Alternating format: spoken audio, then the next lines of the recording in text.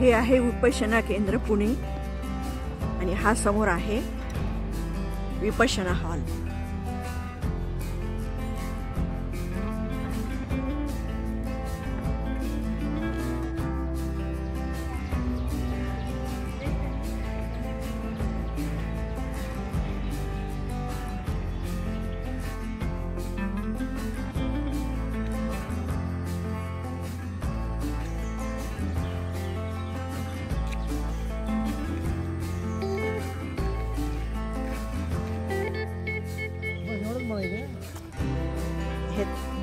विपश्यना केंद्रामध्ये या ट्रॅकवर चालण्याचा अनुभव सुद्धा खूप छान आहे। भरपूर झाडी, अतिशय आल्हाददायक वातावरण आणि शांतता आणि मधूनच येणारे पक्ष्यांचे आवाज।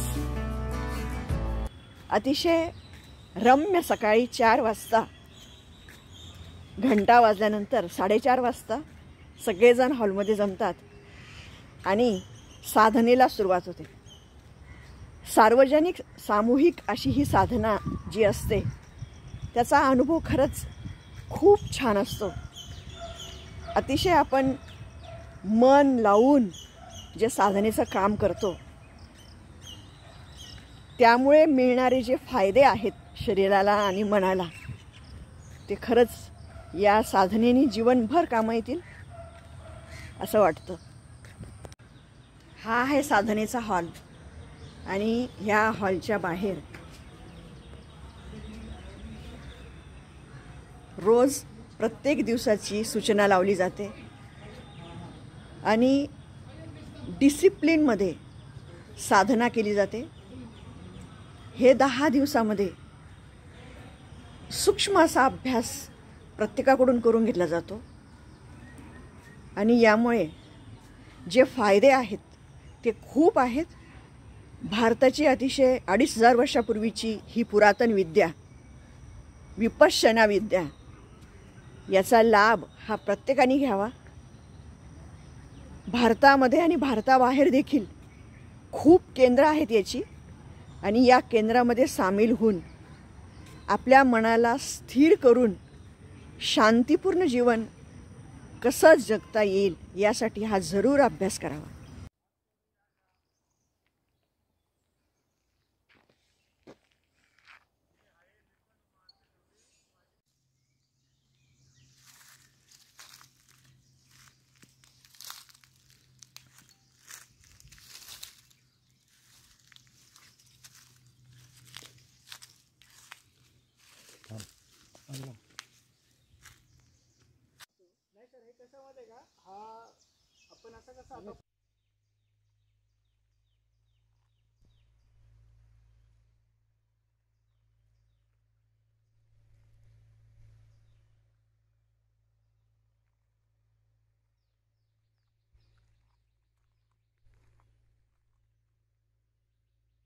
ना सुनंदा पवार मॅडम, हे 10 दिवसाच्या विपश्यना शिबिरात आपण सामील झालात। कितवा कोर्स होता आपला हा? माझा 4था कोर्स आहे।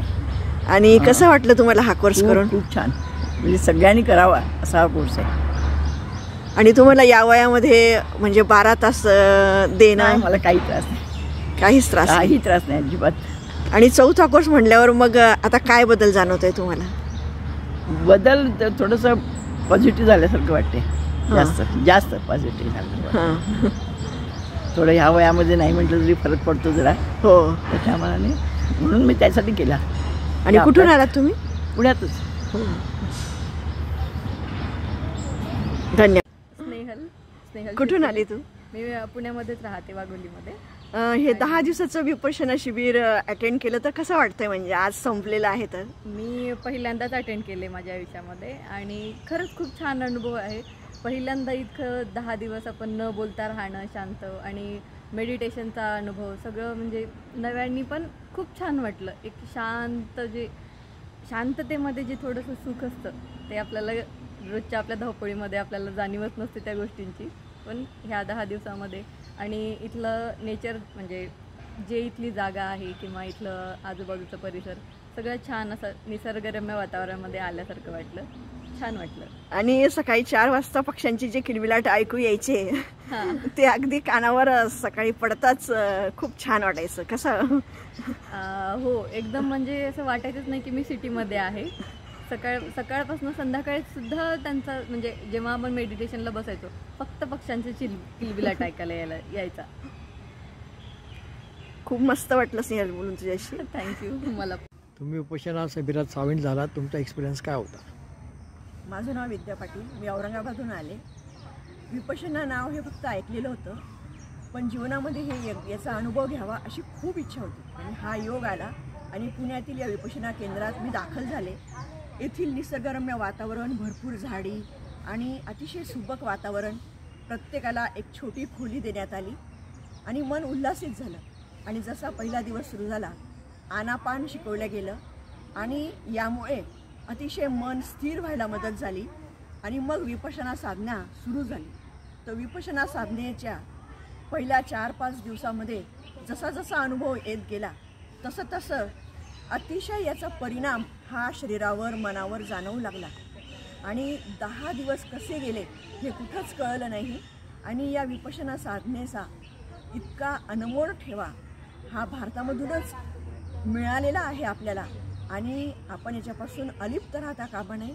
याची साधना ही प्रत्येकाने करायला हवी अशी ही साधना आहे. आणि हे जे रत्न आहे, अनमोल रत्न, हे मला आज मिळालेलं आहे. जीवनामध्ये हा लाभ सर्वांना मिळो आणि ही साधना जीवनभर आपल्याला कायम साथ देत राहील अशी ही साधना आहे. तर असा हा अनुभव खूपच छान होता, अतुलनीय होता. या 10 दिवसाच्या विपश्यना शिबिरात तुम्ही सामील झालात, तर तुमचा कसा अनुभव आहे? मी मधुकर पाटील, मी औरंगाबादहून आलो. विपश्यना शिबिराच्या अगोदर ते जे मेंटल कंडिशन करतात, 5 सील जपायचं जे काम करतात, म्हणजे आर्य मौन जे धारण करायला लावतात, त्याच्याने माणसाचं माइंड तयार होतं आणि तो विपश्यना म्हणजे ध्यान करायला तयार होतो. यापूर्वी मी खूप प्रयत्न केला की ध्यान करता येईल आपल्याला, भरपूर व्हिडिओ क्लिप प्रिफर केल्या, पण ध्यान करता नाही आलं. पण ही मेंटल कंडिशन झाल्यानंतर मन शांत होतं आणि ध्यान करायला आपण प्रवृत्त होतो. आणि त्यामुळे या विपश्यना पद्धतीने आनापाना आणि विपश्यना या दोन्ही पद्धती खूप उपयुक्त वाटल्या. आणि मला ध्यान कसं करतात आणि ते कसं एक्सपिरियन्स झालं ते आता मला कळलं.